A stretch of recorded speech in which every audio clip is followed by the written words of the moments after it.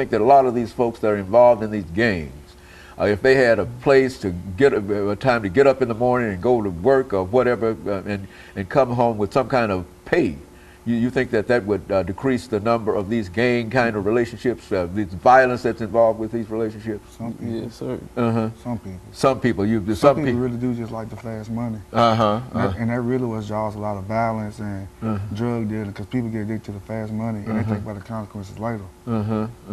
Well, do you find that there's much selling of drugs within these societies and within these families or whatever? Oh, yeah.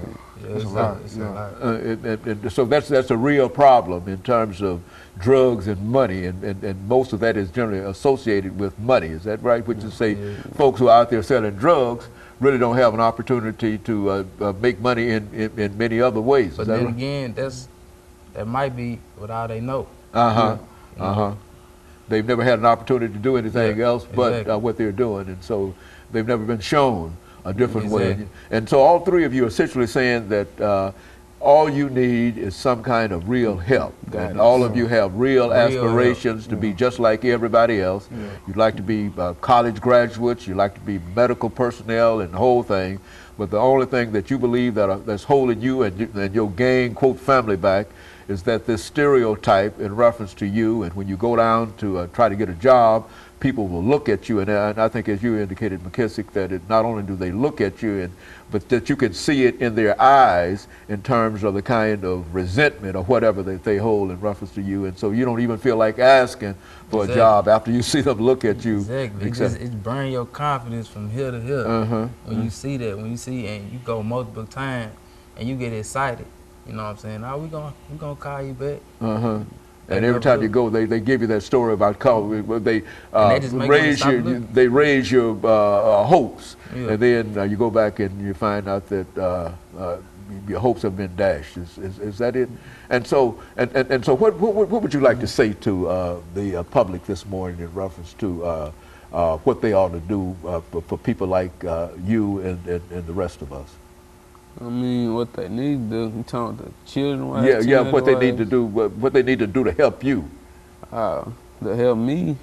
I mean, they just need to give me a chance. That you give you a job. You think that if you could get a job and get some kind of employment or some kind of keep you off the street, that in other words, you would rather be at work somewhere making money than to be on the streets hustling and not making money, and et cetera, et cetera. And so, well, I don't think that that's a difficult choice to have to make. But that people should. Would that be the same thing that you would agree to, Mr. Harris? Yeah, and I would like more support from the community.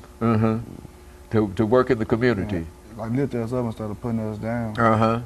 And so you think that within the community itself, among your people within the community. It even goes on in our schools sometimes. Certain teachers put you down. They think he ain't gonna be nothing, he ain't gonna graduate, stuff like that. Okay, and so that's kind of hard to work against. They listen to us more. They think us we young, we don't know. But we got most of the knowledge. Okay, very good. And so you think that if you had some jobs, if people would sort of give you more respect, that's what you're saying.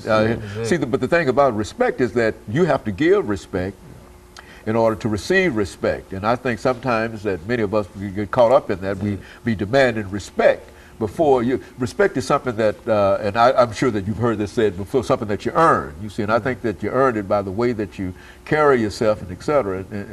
But I think that this has given us an opportunity over the last 30 minutes to at least talk to 7 different folks.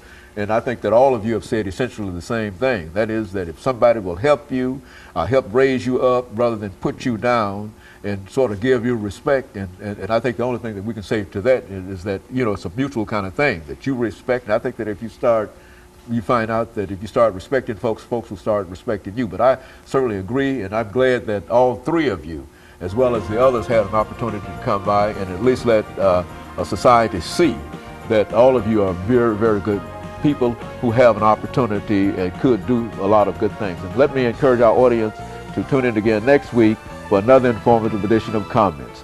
Thank you and good morning.